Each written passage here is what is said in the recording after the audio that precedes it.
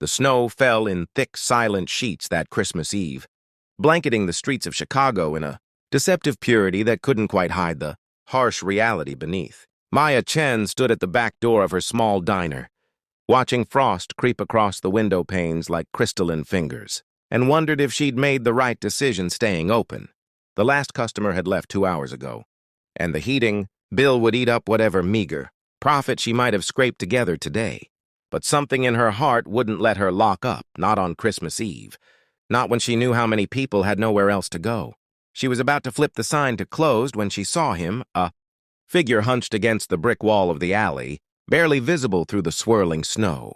His clothes were torn and filthy, his face hidden beneath a matted beard and a wool cap that had seen better decades. He wasn't asking for anything. Wasn't moving at all, really. Just sitting there as if he'd accepted that this frozen corner of the world was where his story would end. Maya didn't think. She just moved. Within minutes, she'd propped open the back door and approached him carefully, the way you might approach a wounded animal. "Sir? Sir, can you hear me?" His eyes opened, startling blue eyes that seemed too bright, too aware for someone in his condition. "Come inside," she said softly. "Please, it's Christmas." He hesitated, and for a moment she thought he might refuse. Then, slowly, painfully, he pulled himself to his feet and followed her into the warmth of the diner. The fluorescent lights seemed harsh after the gentle darkness outside, and Maya found herself seeing him more clearly.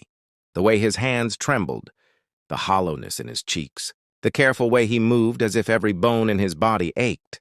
"Sit anywhere," she told him, gesturing to the empty booths.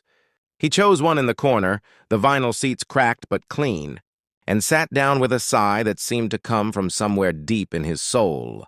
Maya didn't ask questions. She'd learned long ago that people living on the streets had their reasons for being there, and those reasons were their own. Instead, she went to the kitchen and started cooking. She made everything she had, turkey and mashed potatoes from the Christmas dinner she'd planned to take home, green beans with almonds, fresh rolls with butter, and a slice of pumpkin pie she'd been saving for herself. She loaded up the plate until it was almost comically full and brought it out to him, with a glass of water and a cup of hot coffee. His hand shook as he picked up the fork. "I can't pay you," he said, his voice rough from disuse. "Did I ask you to?" Maya pulled out the chair across from him and sat down, nursing her own cup of coffee. "It's Christmas.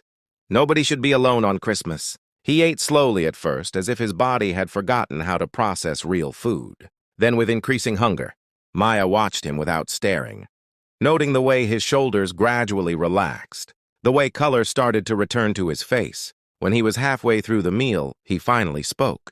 "Why?" he asked simply. Maya shrugged. "My grandmother used to run this place. Every holiday, she'd cook extra and leave the back door unlocked. She said you never know when you're entertaining angels unaware." She smiled at the memory. "I'm not particularly religious, but I figure kindness doesn't need a reason. Your grandmother was a wise woman. She was the best person I ever knew." Maya's voice caught slightly. "She died 2 years ago, left me this place and a mountain of debt. Some days I wonder if I'm crazy for keeping it going." The man set down his fork and looked at her with those piercing blue eyes. "You're not crazy. You're rare. Most people would have walked right past me." "Most people aren't seeing clearly," Maya said. "We're all just 1 or 2 bad breaks away from being in your shoes. At least that's how I see it." They talked for over an hour, trading stories in the warm glow of the diner. He spoke carefully, revealing little about his past, but showing a sharp intelligence that made Maya wonder about his story. She told him about her struggles to keep the diner afloat, about the corporate chains moving into the neighborhood, about her fear that she'd fail her grandmother's legacy. "You won't fail," he said with quiet certainty. "People like you don't fail. You adapt, you survive, you keep showing up."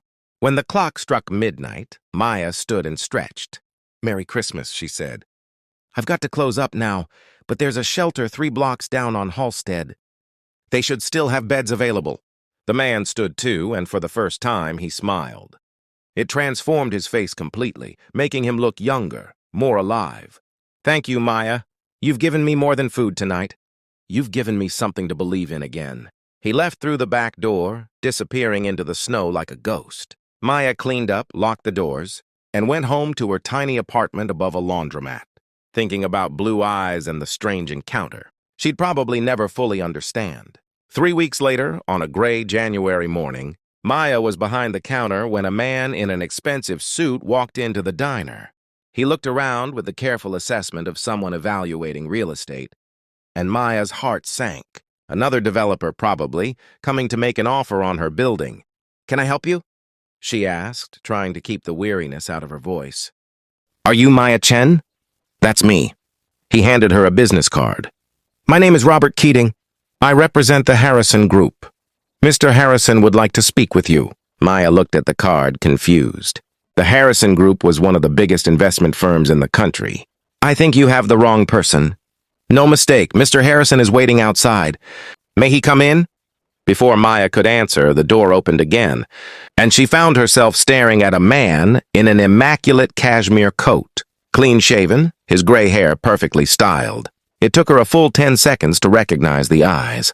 "You," she breathed. James Harrison smiled that transforming smile. "Hello, Maya." The story came out slowly.